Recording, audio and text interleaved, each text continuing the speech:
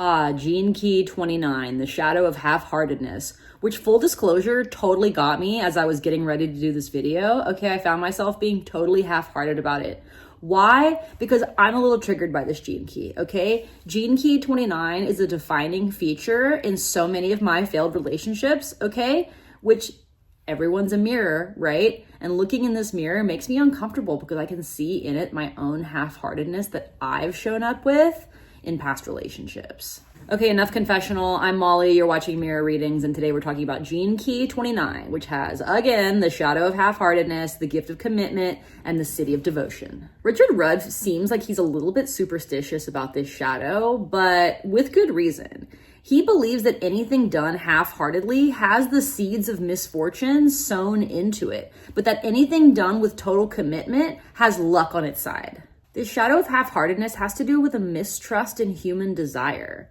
Any desire totally seen through, I mean, provided that what we desire doesn't hurt anyone, obviously, but for the most part, any desire totally embraced and seen through is going to be to our benefit. Desire is what pulls us out of our comfort zone and into the hero's journey. Half-heartedness will keep us on the sidelines of life because either we're too flaky to commit or we overcommit and drop the ball. Either way, we're not fully engaged. We're inherently in and out of the situation. We can't play very exciting roles in life in this shadow of half-heartedness. So any team or group project that we're involved in, we're going to end up in a role that's dull and or fraught with emotional peril. Like, we're either going to be bored to death in a repressed state, or in a reactive state, we're not going to be able to get along with whoever we're collaborating with. This gift of commitment is attuned to the cycles of life. It knows when to act and when to stand down. And when we commit to something, as I said earlier, luck is on our side. Commitment starts with a decision, but it ends with surrender.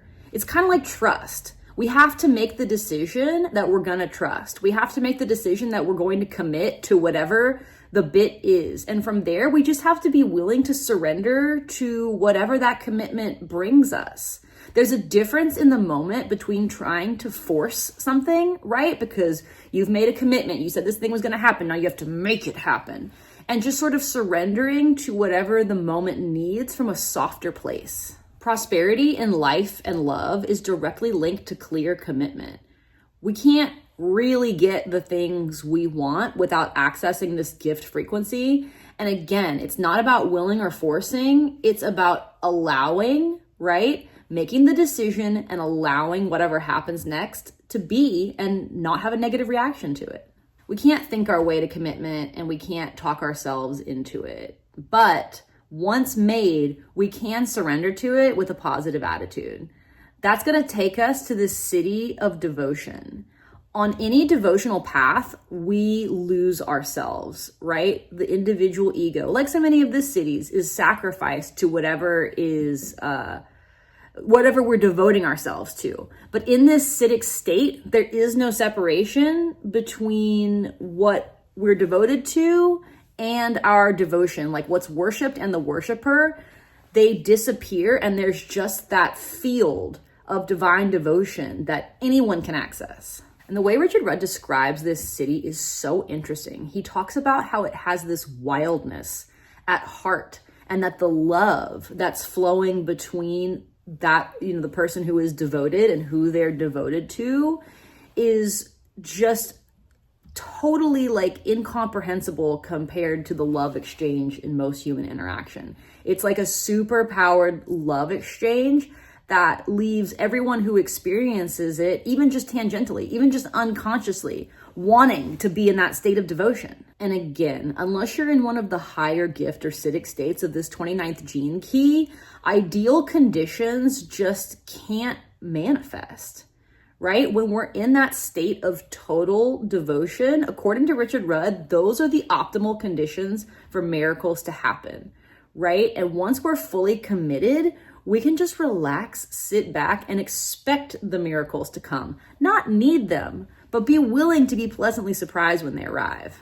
In this Siddhic state of devotion, we're completely seized by love. And those who've experienced this Siddhic state no longer follow the traditional scripts of our human egos.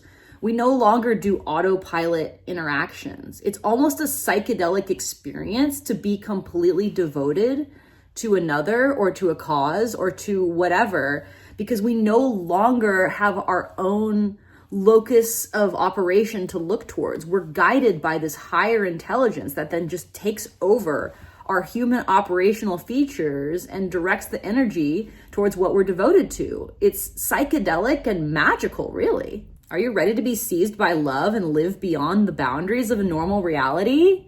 Me too. Do you want to get your gene keys read? Get at me, mirrorreadings.com, and subscribe to this channel to save 15%. And thank you so much for being here. Please, if you've enjoyed this content, comment and subscribe.